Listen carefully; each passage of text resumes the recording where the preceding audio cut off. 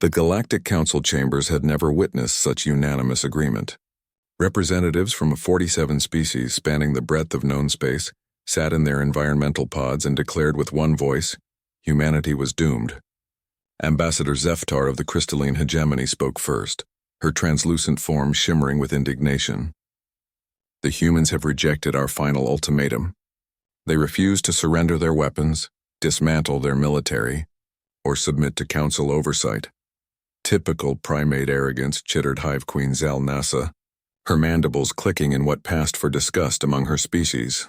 They discovered faster-than-light travel barely 2 centuries ago. How dare they think they can stand against civilizations that have ruled the stars for millennia? The Voidborn representative, a being of pure energy contained within a magnetic field, pulsed with agreement. Our combined fleets number in the millions.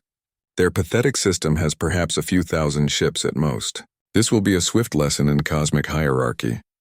High Counselor Varntek, the ancient leader whose species had founded the Council 8,000 years prior, raised his 6-armed form to address the assembly. Then it is decided. The human experiment ends.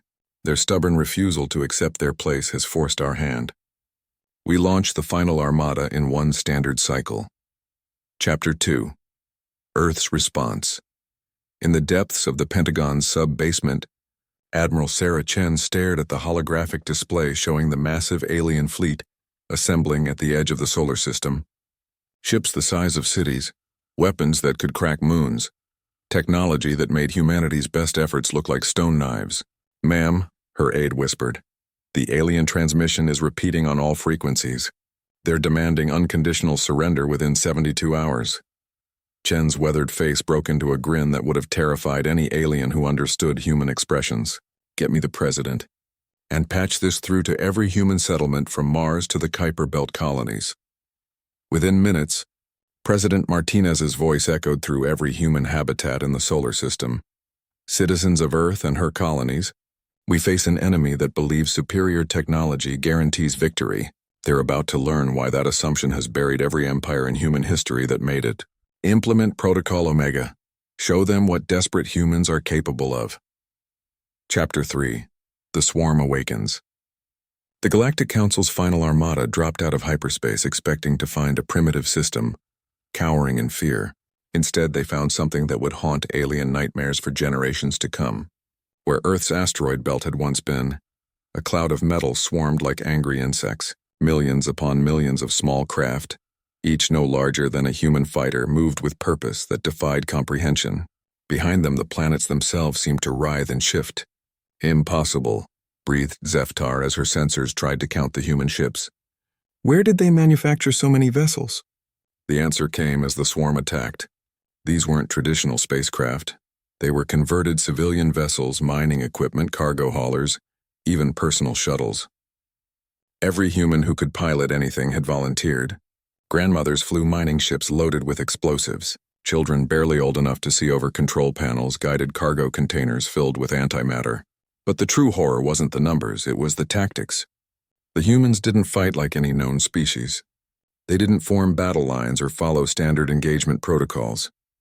They swarmed like the insects they were named after, sacrificing themselves in coordinated strikes that maximized damage while minimizing their own survival. Chapter 4. The Price of Underestimation, Admiral. Thexvor of the Council's primary battle fleet watched in growing horror as his flagship's shields failed under the assault of what appeared to be a human garbage scow loaded with nuclear warheads. The pilot, a graying human female, saluted through her cockpit window as she detonated her cargo, taking out 3 Council destroyers in the blast. "They're insane," he transmitted to the other fleet commanders. "They fight without regard for their own survival." "That's not insanity," came a cold human voice over the communication channel. Admiral Chen's face appeared on screens throughout the alien fleet. "That's determination. You wanted to extinct humanity. We decided to show you exactly what you'd have to extinct." The human swarm adapted faster than any military computer could calculate.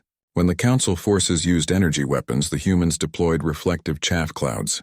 When they switched to kinetic bombardment, the humans used their small size to weave between projectiles. When they tried to retreat, they found their escape routes blocked by human ships that had somehow predicted their movements. Chapter 5. Evolution in Real Time. What the Council failed to understand was that humanity had spent centuries perfecting one skill above all others: learning from their enemies. Every alien technology they encountered was analyzed, reverse-engineered, and improved upon with terrifying efficiency. Human ships began incorporating alien tech scavenged from destroyed Council vessels. A mining barge would ram an alien cruiser, survive long enough to upload the enemy's shield frequency, then transmit that data to every human ship in the system before exploding. The planet Earth itself had become a hive of activity. Deep underground, manufacturing complexes that hadn't existed a month ago pumped out new vessels using designs that evolved hourly. Human engineers didn't sleep. They worked in shifts, each team building upon the previous team's innovations. Chapter 6. The Tide Turns. 3 days into what was supposed to be a quick extermination, the Council's final armada found itself fighting for survival. Half their ships were destroyed or disabled, and the human swarm seemed to grow larger with each passing hour. High Counselor Varntek's personal dreadnought, a kilometer-long monument to alien superiority, shuddered under the impact of coordinated human attacks.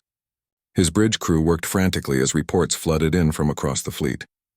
"Sir, the humans have broken through the third defense perimeter. They've boarded the Infinite Majesty. The crew is requesting immediate evacuation. Their ships are somehow communicating faster than our jammers can block." Varntek's composure finally cracked. "How? How are these primitives defeating us?" The answer came from an unexpected source. Dr. Elizabeth Hawkins, xenobiologist and prisoner of war from the Council's first probe, spoke from her cell aboard the dreadnought. She had spent months studying her captors, and now her voice carried across the ship's communication system. "Because you made one fundamental error," she said calmly. "You assume technology determines victory, but humans learned long ago that victory goes to whoever wants it more. And you just threatened our children." Chapter 7. The Message. As the remnants of the Council's fleet limped away from the solar system, a transmission followed them. Not from Admiral Chen or President Martinez, but from a 10-year-old girl in New Shanghai, speaking for every human child who had watched the sky and wondered if they would live to see tomorrow. "We didn't want this fight," the child said, her words transmitted across the galaxy. "We would have been happy to trade, to learn, to be friends, but you decided we didn't deserve to exist. So we showed you what humans do when someone threatens our home. Remember this lesson. Share it with everyone you meet among the stars. Humanity doesn't start fights, but we finish them." Epilogue. New Galactic Order. The Galactic Council never fully recovered from the Battle of Sol.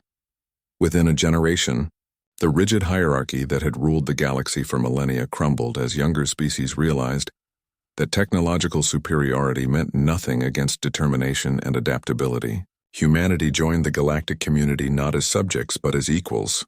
Their reputation preceded them to every corner of known space, the species that turned a death sentence into a declaration of independence.